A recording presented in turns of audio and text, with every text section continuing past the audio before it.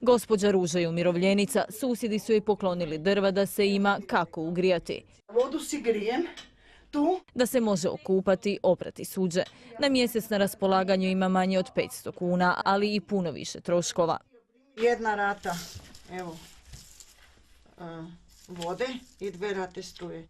Ja ova nemam sa s čime platiti. Hrani se u pučkoj kuhinji, novac troši doista na osnovno. Najviše za lijekove. Jer bez lijekova ako ostanem gotovo.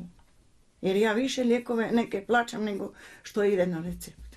Šampon si moram kupiti.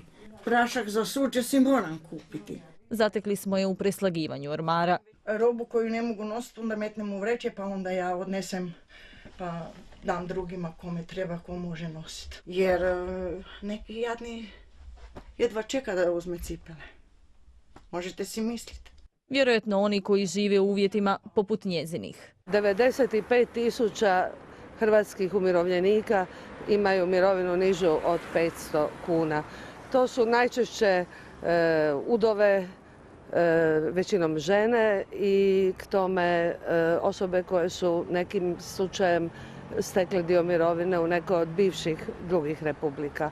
Neki srećom ne mogu i ne moraju misliti što se s tim novcem uopće može. Nije za ništa. Jedva da mogu kupiti za jest praktički. Meni je žao tih ljudi. Evo. Teško je sa 1200. Imam puno veću mirovinu i od toga se ne da živjeti i neko probaju ovi na Markovom trgu. Njima to nije dosta za jedan dan.